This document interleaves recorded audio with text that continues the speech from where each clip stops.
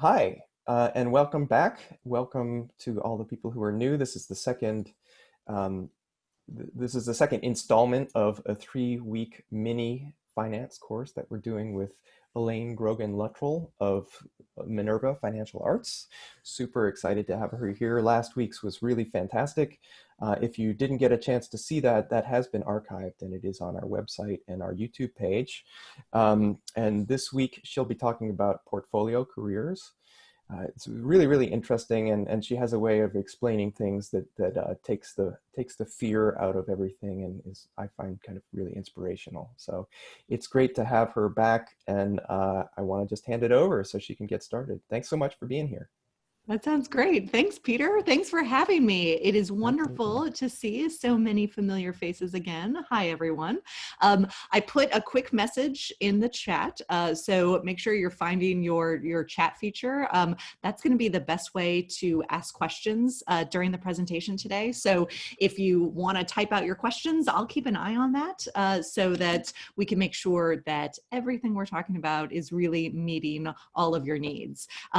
And yeah, there's another good message from Peter in there about supporting the next Festival of Emerging Artists. Thanks for being here. Thanks for having me. As Peter said, we're talking about portfolio careers today. This is one of my favorite things to talk about because I think it's one of the most empowering ways to kind of think about how you earn money as a creative individual. So for those of you that don't know me or we haven't met in person, my name's Elaine. As Peter said, I am a CPA and I have a personal financial specialist designation. And then I'm an accredited financial counselor. And a few years ago, I finished a program in financial therapy. So I like to tell my clients and my students that we can talk about taxes, we can talk about pricing strategies and investments and retirement, and then I can hand you tissues while we cry about those things together, because all of those things are hard, especially in the arts. And as we all know, the money's never exactly about the money.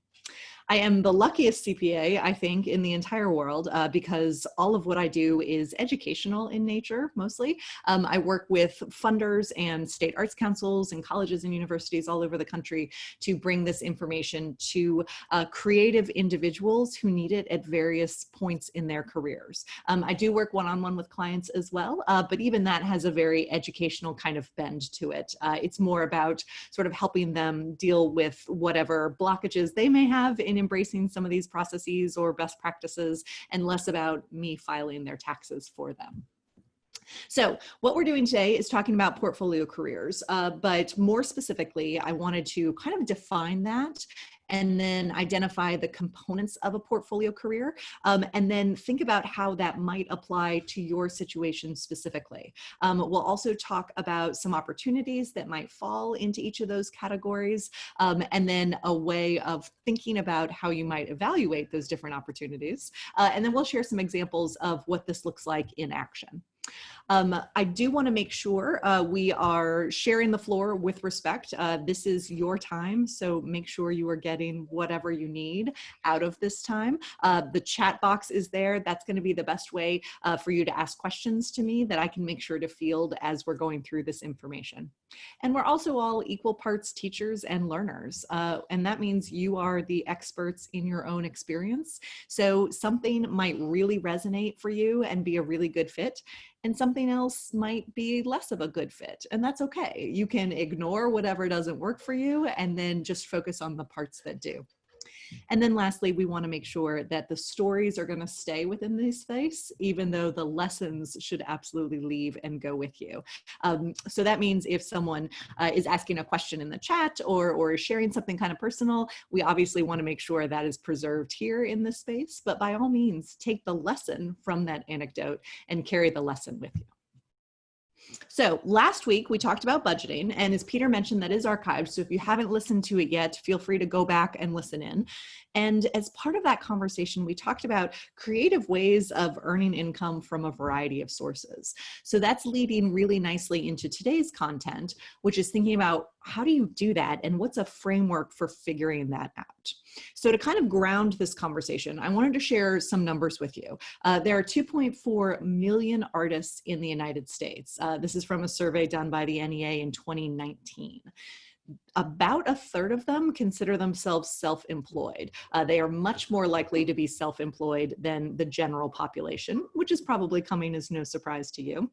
And we also know from studies conducted by other groups that individuals often have self-employment income and also what I'll call W-2 income, right? So they're earning income from a variety of sources, including being self-employed. The median artist wage of this 2.4 million person population is $52,800.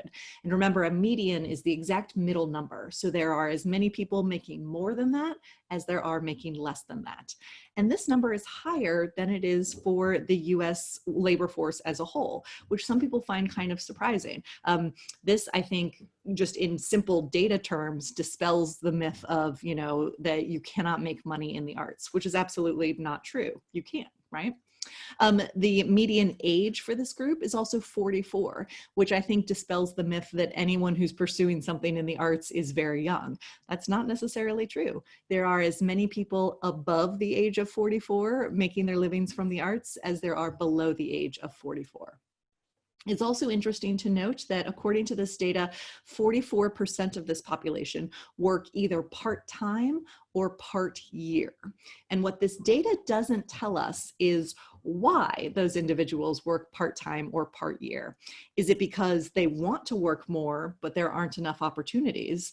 Or is it because they choose to spend time pursuing residencies or taking time off in the summer or caring for other individuals, right? So we don't know the why behind this data point, but from an optimistic point of view, this tells me that there is upwards potential among this group from a financial standpoint. Meaning, if there are additional opportunities to support themselves through the arts, meaning they could work more, then that median artist wage amount we would see go up in theory. Question in the chat, these are people who support themselves solely through their art? Yes, that is the very simplified, quick answer to this question. Sometimes when we're looking at data, the NEA, the National Endowment for the Arts, defines fully supporting themselves from the arts differently than the Bureau of Labor Statistics does.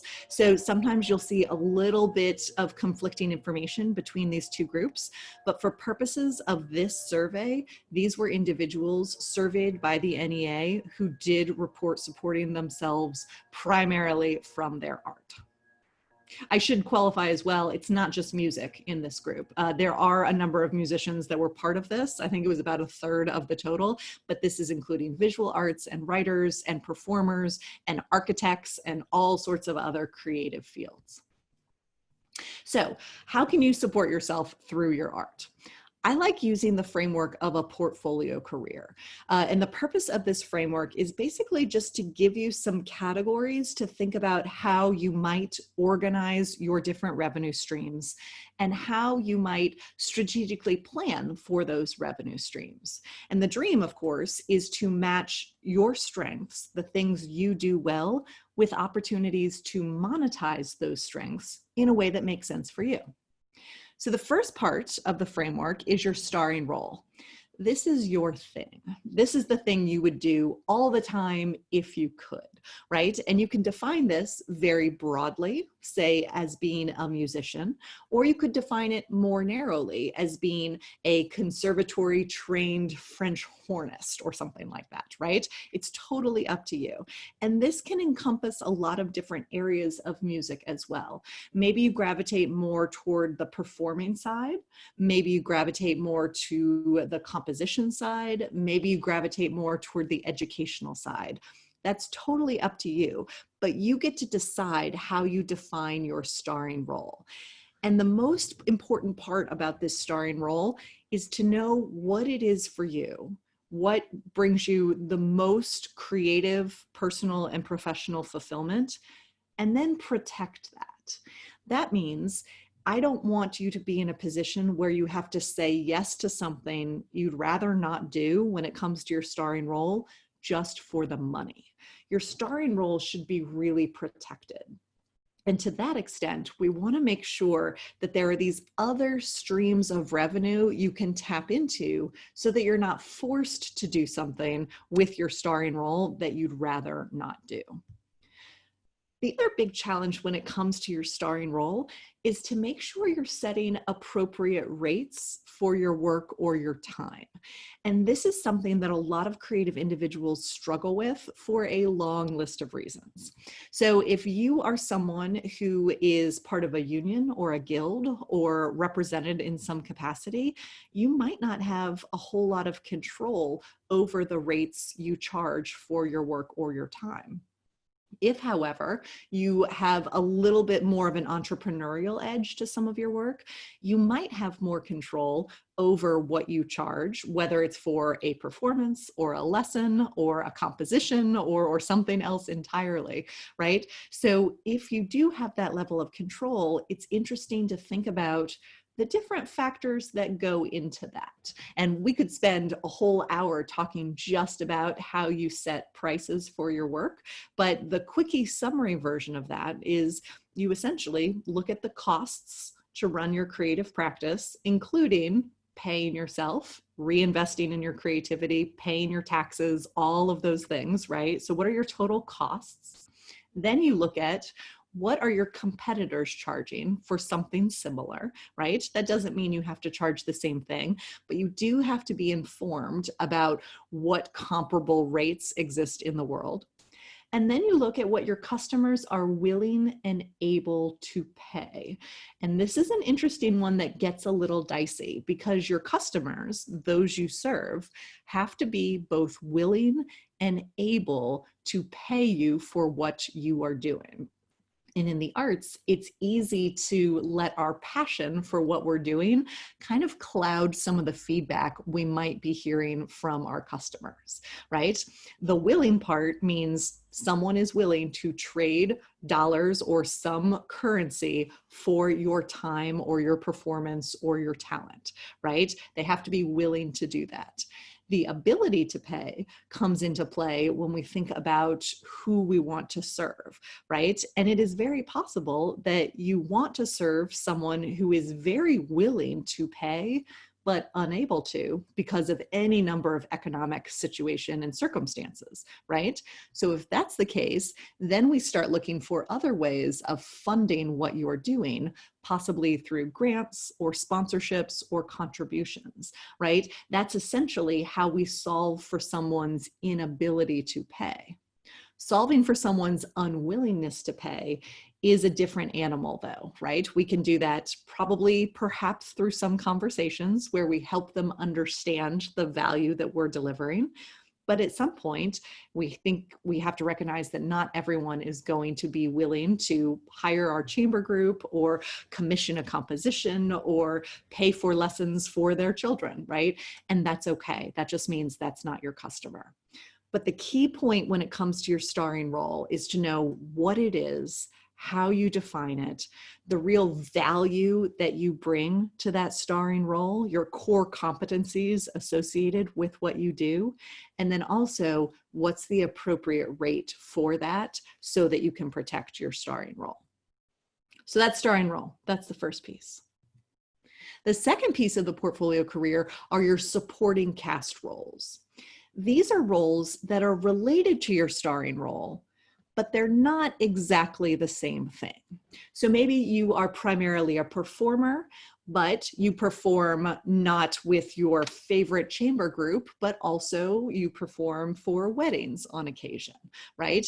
That might be a supporting cast role for your starring role, right? It's using some of the same skills, it's building up your network, it's helping you focus on technique, at least to a certain extent, right?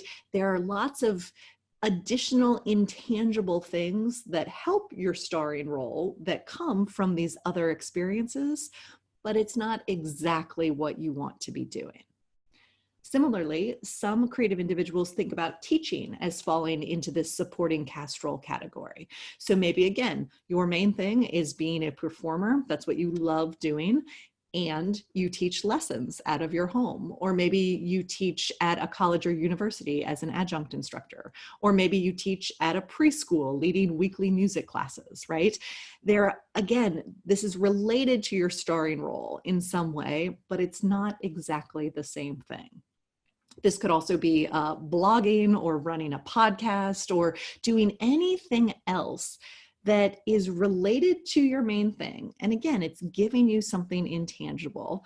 Generally, it's giving you connections, technique, expertise, maybe perceived recognition in the field, right? There's something intangible that's helping your starring role, and you're getting paid for these supporting cast role things, but it's not exactly your starring role. The big challenge when it comes to these supporting cast roles is to balance the amount of time you're spending in these roles against the amount of money you are earning from them. And so what sometimes can happen, particularly as you are at a point in your career where you're saying yes to a lot of things and kind of figuring out where different opportunities fit and where they make sense for you, it's very easy to find yourself saying yes to supporting cast roles, and then all of a sudden look back at your calendar and say, oh my gosh, I didn't spend any time on my starring role because all of my time was spent on these other things. So as you're kind of thinking about this framework and thinking about what your ideal mix of work might look like to you, it's interesting to keep that in mind so that you can continually check in with yourself to make sure the amount of time you're investing in your supporting cast roles makes sense with respect to the amount of income you are earning from them. Right? So I hope that kind of makes sense. Primarily, we see this when it comes to educators. Educators tend to overinvest in the education of their students, right? And sometimes they do that at the expense of their starring role, but it can come up in any sort of supporting cast role capacity.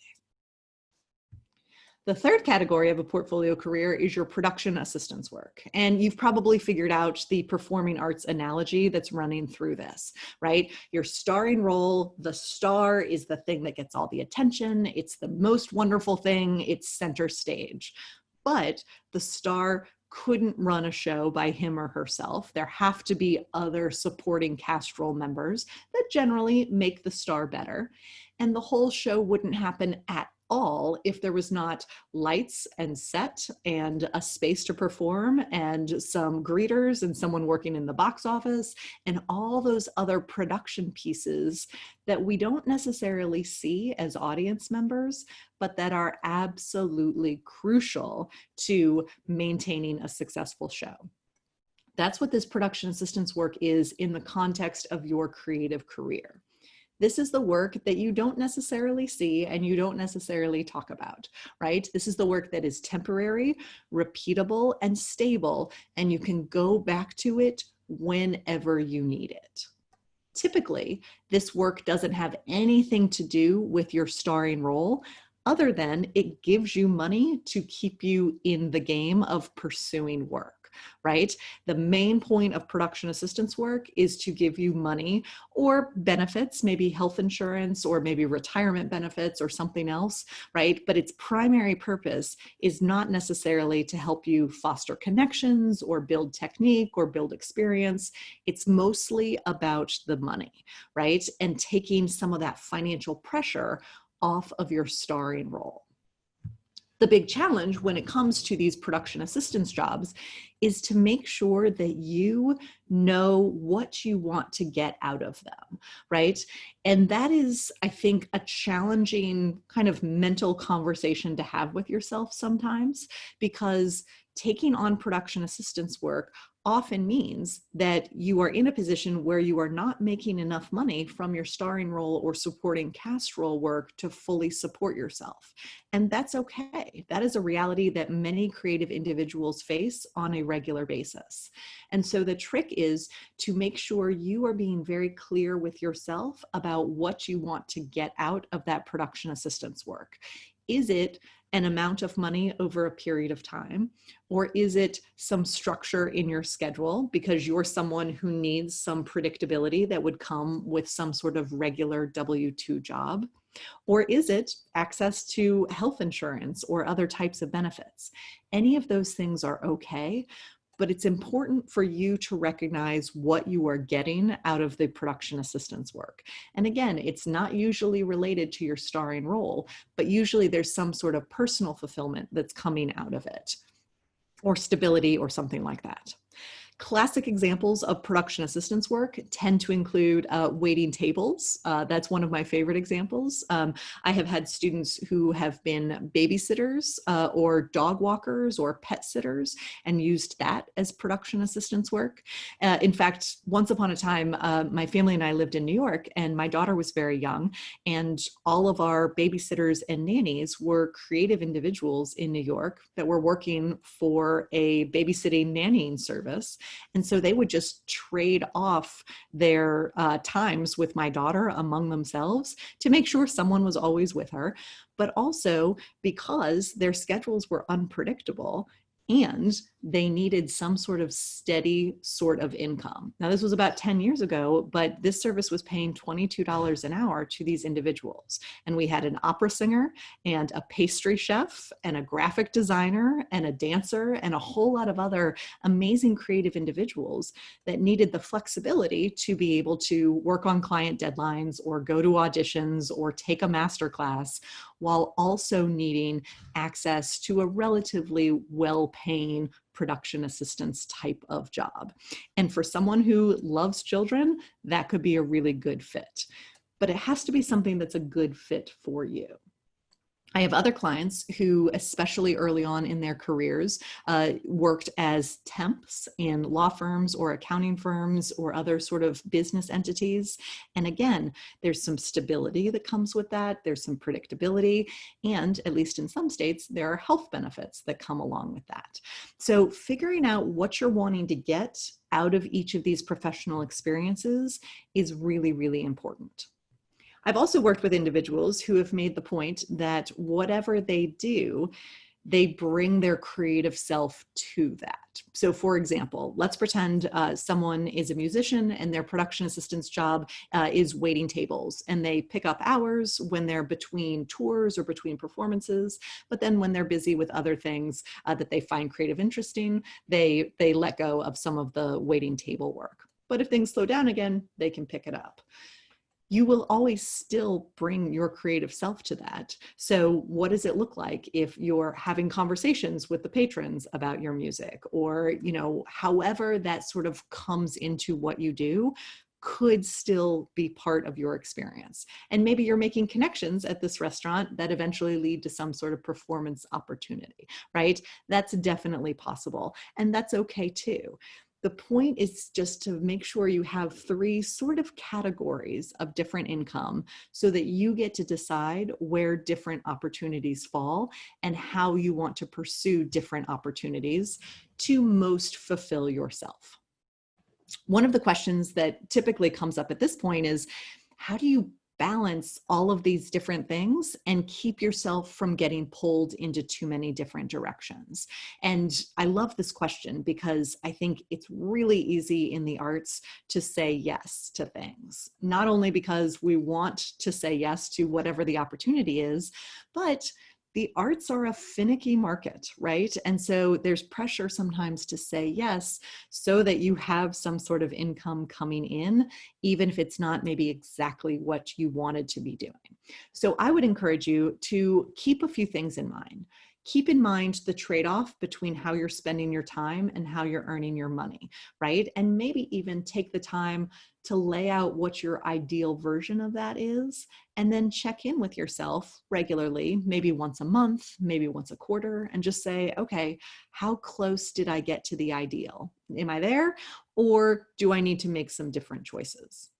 I think if you are very clear and intentional about what you want to get out of each experience, that can help with the trade-off as well, because sometimes it's easy if you can't clearly articulate what you're getting out of an experience, it's probably time to evaluate if that experience is still worth it. Because in a perfect world, every single experience will move you one step closer to where you want to be down the road. And early on in your career, you might not know exactly what that is, and that's okay. But once you have an idea of what that is, being very clear and intentional about the things you say yes to is going to help you get there. And also, I really like the idea that every yes is a no to something else. And I think that's something healthy to keep in mind, especially in the arts. Every time you say yes to something, you are saying no to something else. So make sure you're doing that on purpose. And especially for individuals who might be a little bit younger, it's easy to say yes to things and have the thing you're saying no to be enough sleep or self-care or personal time to relax or time with friends or family. And that's okay at some point, but just make sure you're saying yes on purpose and know and notice and check in with yourself if that balance is starting to feel off.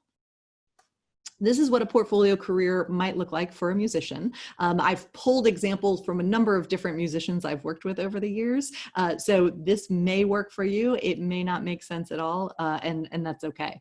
But this musician in our example performs a few times a week around the city, and she plays music she loves. This is her starring role. This is what she really loves to do. She also gets a small royalty check twice a year, and that helps as well. It is a small royalty check, but it still helps. Then she has a regular weekly church gig that helps pay the bills. She calls this her supporting castoral work. It's not exactly what she loves to be doing, but it is regular, it's stable, she enjoys the people, it's a good fit, so it's a supporting castoral work for her. And then she teaches lessons out of her home. She has 12 active students. Again, this would fall into that supporting castoral category for this particular person. Lastly, there's a weekly class she teaches at a Montessori preschool in her neighborhood. So that falls into that supporting castoral work as well. So this particular person doesn't have any production assistance work. All of their work is coming from starring role work and supporting castoral work based on how they define it. It is also possible that this person might decide that she really loves teaching private lessons. And so that might kind of grow to be a second starring role that she has so that she can have those two in parallel. And that's okay too. This is just a framework for how you can organize your thinking around different sources of income. And you get to decide what the shapes look like and how many of them you have. So that's our framework. The next step is to kind of think about how you might actually use this beyond just having a sheet of paper that shows you the framework, right? So to think about different skills you have that you can monetize in different areas, I like using a modified SWAT exercise. If you are familiar with the SWAT process, SWAT stands for strengths, weaknesses, opportunities, and threats. And it's a business school exercise to help you identify strengths and weaknesses and how to match those with different opportunities that might be in the industry. So here's what it looks like in my brain. You would start with sort of a brainstorm where you think about all the personal, creative, and professional strengths you have. And sometimes this is tough to do as creative individuals. So get started for yourself and then maybe ask peers, mentors, instructors, anyone that knows you really well to weigh in and maybe add to your list a little bit. Because it starts with identifying what your strengths are, what really makes you the most special, capable person of doing what you do. And by the way, being clear about what these strengths are also help inform the price you charge for your starring role work. So this exercise can serve a couple of different purposes. And then I'd like you to think about your weaknesses. You'll see I've shrunk the weaknesses, so it's technically smaller than the strengths box. Sometimes when I'm leading this workshop in person, it's interesting to notice how some people immediately start with the weaknesses, and their length of their list of weaknesses is much, much longer than their list of strengths. And that happens a lot in the arts, right? It's very easy for us to critique ourselves and critique what we could be doing better. That's part of our creative training, right? But be careful about that.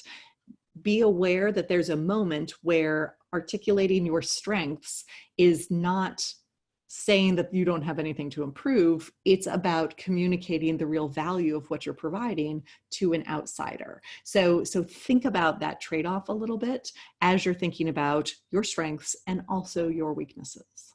And you'll see I've divided these weaknesses into two different categories. One of them is weaknesses you'd like to change. Maybe there's a technique that you have a hard time mastering, right? That's something you would like to change because you would like to improve your skill. Or maybe you're not particularly great at composing in a specific genre, right? And maybe that's something you'd like to get better at. But maybe there are weaknesses that you want to embrace. Maybe there are weaknesses that, yeah, technically they're weaknesses, but you're going to be okay with them. This might be someone who doesn't like teaching, right? If you are someone that doesn't like teaching or aren't particularly skilled at teaching others, right?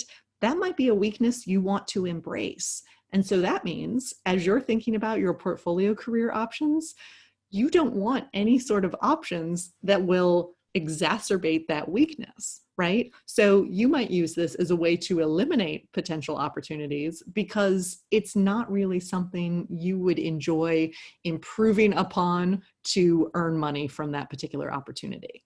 And that's okay. There is no law that says you have to perform and teach in the arts. There is no law that says you have to do anything in the arts. You get to decide what the best mix of opportunities is for you individually, right? And some people might take a lot of fulfillment out of teaching. Teaching might be one of their strengths. And so for them, cultivating those opportunities might make sense. But if teaching is a weakness for you and it's not one you want to get any better at, it's one you want to embrace, definitely don't pursue any teaching opportunities. And that's okay. So as you're going through this process of brainstorming your strengths and weaknesses, the next step is to identify the strengths that really might match with new or existing opportunities. And it probably won't be every single strength you've listed. And that's okay, right? Just focus on a couple and then see if they can match up with new or different opportunities.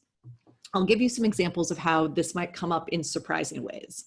Let's pretend as a musician, you also happen to have a really good eye for design, and some of your friends, maybe when you were in school or maybe your professional acquaintances ask you to help design show cards or posters or different collateral to put online to advertise upcoming shows, right? That's a strength you might have.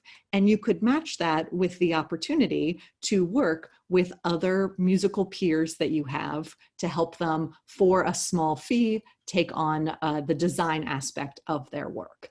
That's okay. If it's a strength and if it's something you like doing and it's something you can do relatively quickly, that might be a really great opportunity.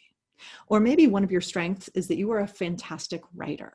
Maybe as you were going through your college or graduate school experiences, you constantly heard that you were a really good writer, right? I don't mean composer, I mean a writer of words and an explainer of things. That's a strength that you might match with opportunities to write a blog or write copy for a podcast or to take on some copy editing work in some sort of capacity, maybe for a musical journal or a musical publication, right? And I'm not saying volunteer for these things. I'm saying take these strengths you have and match them with opportunities to monetize those strengths in a way that feels authentic to you. The more flexible the supporting castoral opportunities can be, the better. And the more they draw upon strengths that you have that other people don't necessarily have, the more lucrative they're going to be.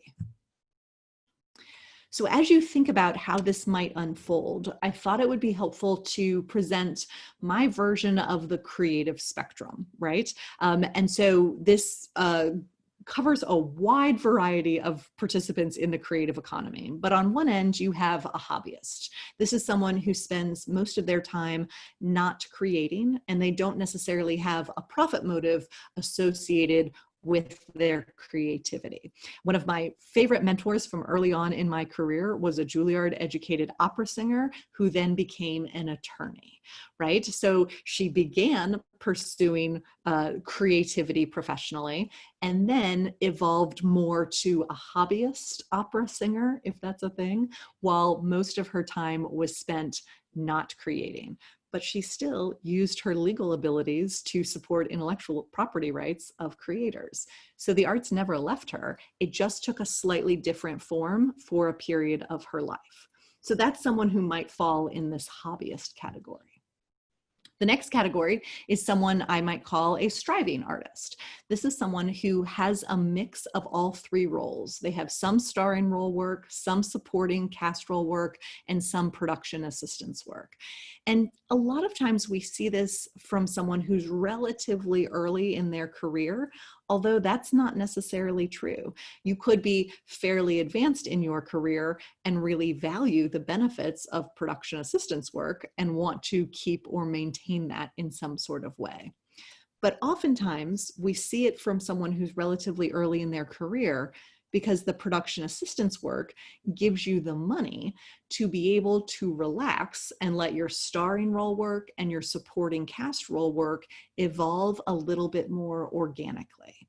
That means you don't necessarily have to fight or be in selling mode as much when it comes to starring role work and supporting cast role work, if you know your bills are being paid from some production assistance work as well. So it's meant to take the pressure off those relationships and let them evolve organically.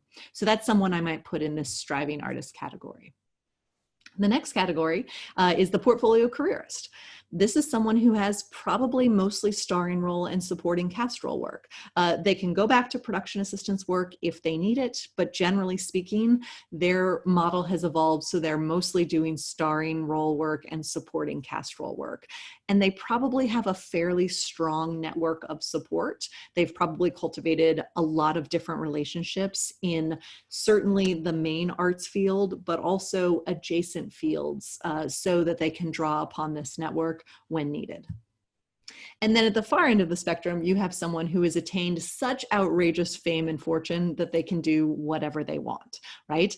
Mostly this is going to be starring role work, although many people who are in this category will also still judge a competition or take up some teaching here and there, right? Just to kind of keep things interesting and to keep challenging themselves creatively. I think in the arts, and in sports for what it's worth, but primarily in the arts, we have a tendency to glorify those who have attained this outrageous fame and fortune and hold that up as the measure of success.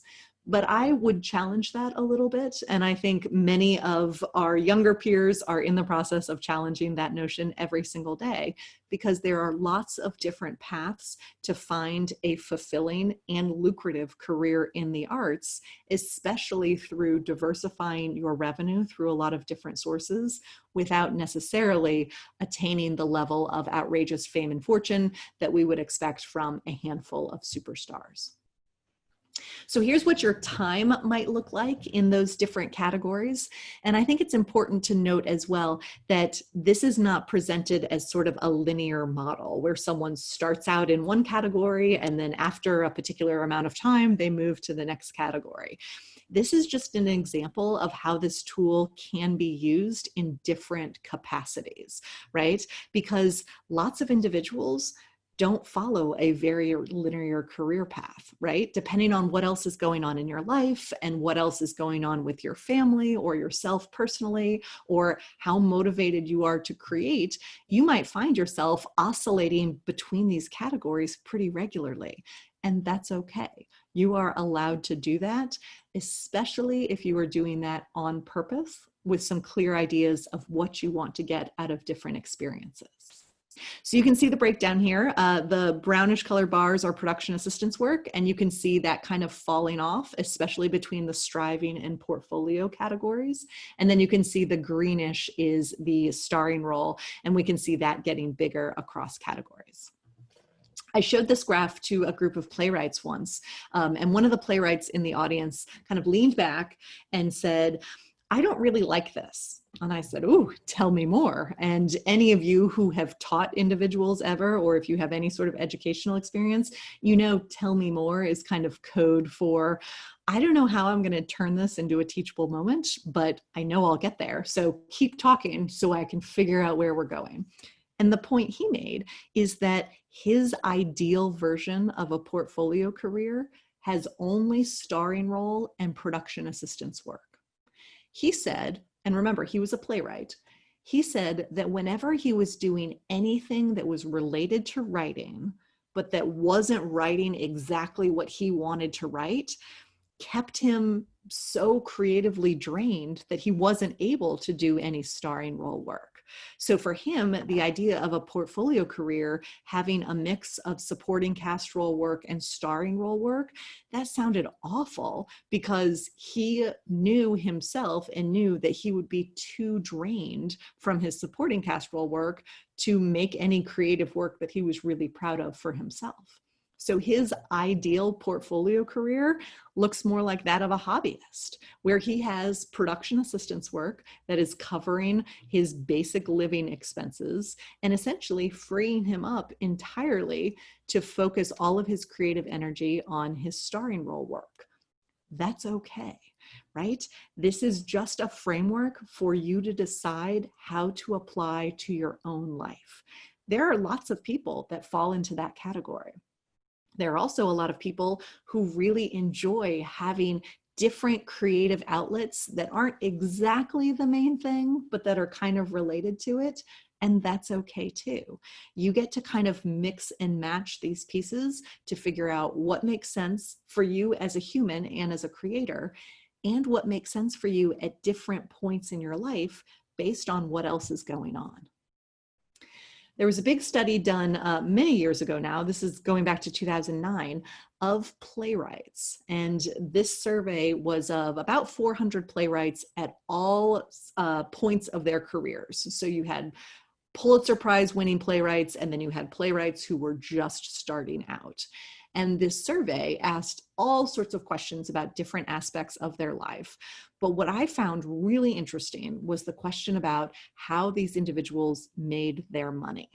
Now, Americans for the Arts has done some similar questioning, especially lately, but this, in my opinion, is the most comprehensive and detailed look at how individuals in a particular sector of the creative economy earn their money.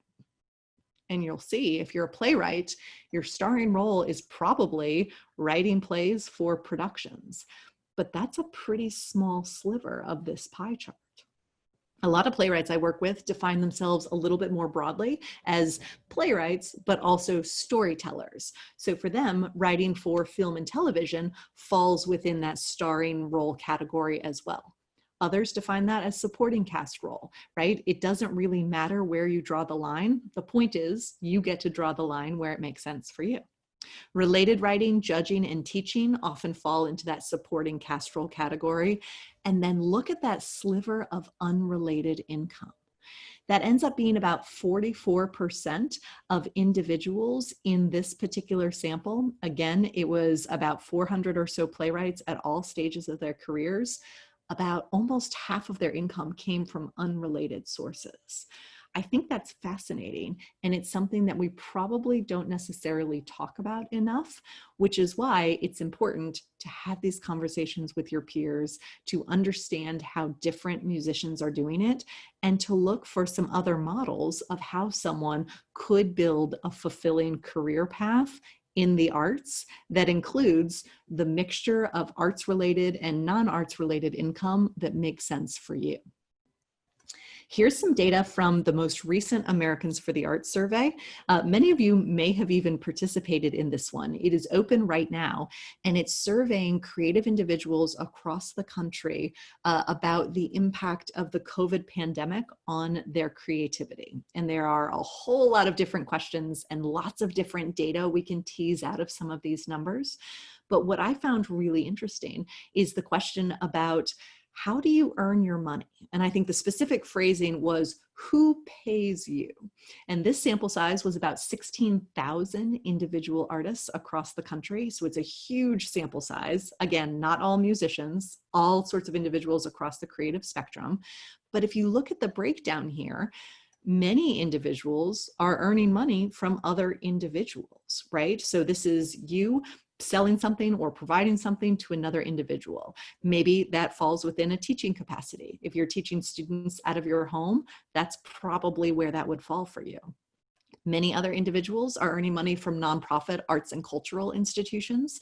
So this could be performing at a museum or performing at a literary residence or another not-for-profit arts and cultural organization that's hiring you to perform or providing some sort of grant for you to perform, maybe from a state arts council or a city arts council or something like that. And then we see another sliver, the purple one, for educational institutions. This is individuals in the arts who are teaching at community educational institutions, like community centers or something like that, or at colleges or universities, or even in a K-12 setting. So you can see there are a lot of different slivers here of how individuals in the arts are making money, and specifically who is paying individuals in the arts. And I think there's more research to be done to dig into this in even more specificity. So speaking of digging into this in more specificity, if you are someone who has recently finished an undergraduate degree or even a graduate degree in the arts, what are you supposed to do right now? Many companies are on a hiring freeze. Many families may be looking at cutting back some of their lessons for their children, especially over the summer, but also as families are looking at unemployment challenges and economic challenges that could affect the number of students you have. And of course, we know that many of our performing arts organizations have planned not to have any more performances for the rest of 2020, which means some of that performance income for musicians and other performers could really be in jeopardy. So what are you supposed to do if you are someone who is just now entering the creative workforce? I would probably lead with congratulations, because finishing your degree is no small accomplishment, and I don't want to minimize that. And then I would also encourage you to go back to that exercise where we were brainstorming your strengths, because if you spend some time doing that, I suspect your education as a creative person has given you a whole lot of skills that are very highly valued by all sorts of different companies, right? You might need to do a little bit more work explaining how your skills and your degree translates into some of those opportunities, but those opportunities are there, and there are companies that are still hiring. And lots of companies need the creativity, the analytical skills, the problem-solving skills that you bring to the table. I'd also encourage you, if you are someone who is recently graduating, maybe reach out to someone in your field who graduated around 2008 or so. That feels like it was a lifetime ago, but that was another period of extreme economic uncertainty in our country. And I suspect if you go through your alumni association, or maybe connect with some of your older peers, or even ask your instructors or your mentors who they know who may have graduated around that time, I suspect you might get some really interesting ideas from someone who's been through something similar. That doesn't mean there is one perfect solution that they will be able to share, but there might be some really creative ideas. And as a bonus, you'll be building your network as part of that process as well. I have here a little chart. If you want a takeaway, feel free to screen grab this or know that the slides will be shared with you afterwards, so you can look at it there as well. But this is another chart or tool or resource where you can take that broad brainstorming we did a handful of slides ago and translate it into some more specific potential action steps. So as you think about what your portfolio career really might look like, maybe you identify a few specific types of work or opportunities that make sense for you. Maybe they're things you're already doing. Maybe they're things you want to be doing. And then I'd encourage you to think about how much time you want to spend doing each type of work and how much money you need or want to earn from each category as well. This can be goal numbers, right? It doesn't have to be a current reflection of where you are, but it's interesting to kind of give yourself some metrics to aim for so that at the end of a month or at the end of a year, you can look back and kind of see how you did. I've done this type of exercise with a whole lot of different creative individuals. And every once in a while, there's someone who says that this seems kind of silly because wouldn't someone always want to earn 100% of their money from their starring role and spend 100% of their time doing their starring role? And yes, there are definitely those individuals who want to be doing that, but there are also a whole lot of individuals that don't see that as sort of their ideal. So I'd encourage you to kind of spend some time with this and figure out what makes the most sense for you. There was one more question that I thought it made sense to include here, only because many of you might be leading collectives or chamber groups or ensembles, and you might be the one sort of figuring out how to get the members of your group paid.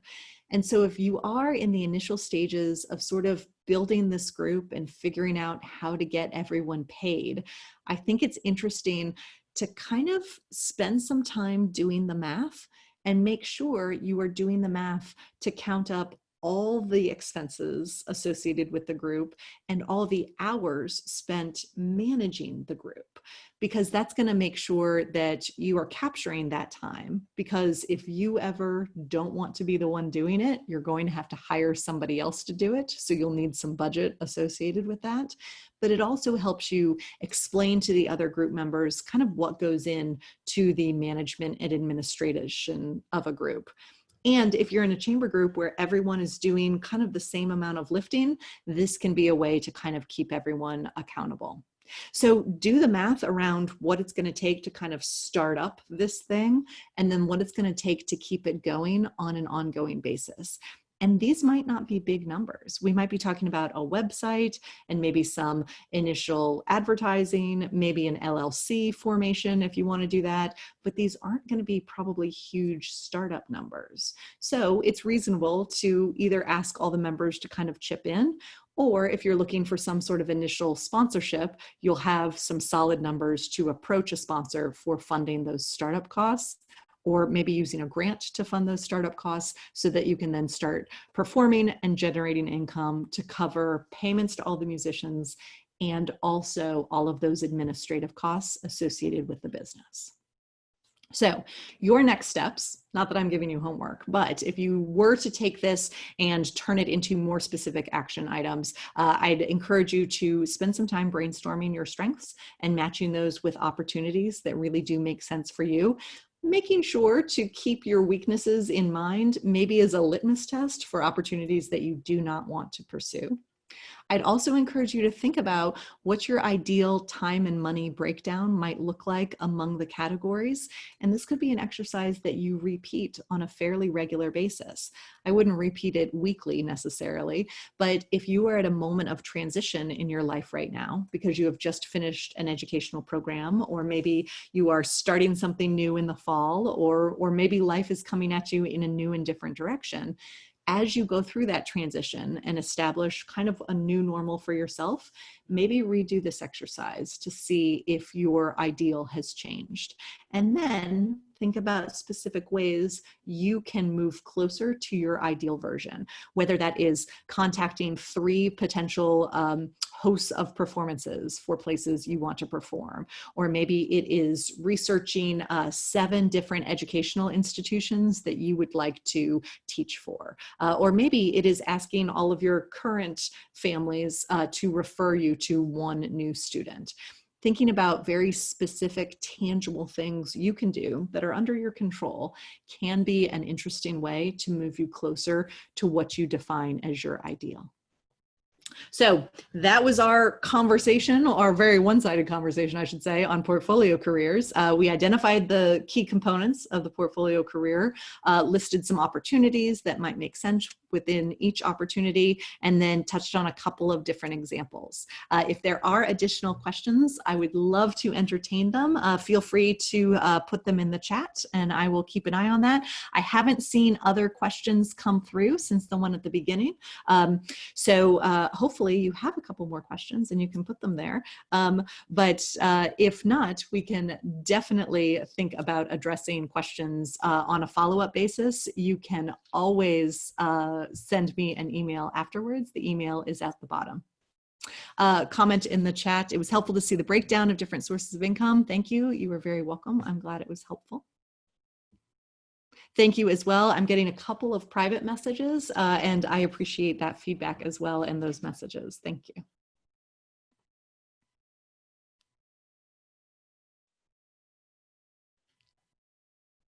All right, that might be it. Peter, what do you think? I think that might be it. I think you just have given them all of the answers, and they're just processing right now. Yeah, I think it's really interesting to see. I think we all have sort of a feeling that this is sort of what we do in the arts, but to see it really spelled out and kind of systematized, and to have a strategy for how you want to, especially how you want to spend your time. You know, like what you were saying about every yes is a no to something else, and I think I have to think a lot about that too. But that's really helpful. That's a great way to think about things. So again, thanks so much for kind of demystifying everything. And you know, one thing that I find is that artists are smart, but we don't always give ourselves credit for this. So all of these things that we know, you've presented in a way that we can sort of wrap our minds around and think about it in a way that takes out the panic. So thanks so much. I'm really looking forward to next week. I can't believe I'm saying that I'm really looking forward to taxes, but you know, they're necessary. So I'm looking forward to that as well. So thank you. And Elaine is really great about getting back to people if you're interested in working with her one-on-one or just shooting her a message. I'm sure she'll be really happy to hear from you. So thanks to everybody. We'll see you back next week, same bat time, same bat channel. And take good care. Thanks again, Elaine. Bye-bye. You bet. Have a great week, everyone. Enjoy the rest of the festival.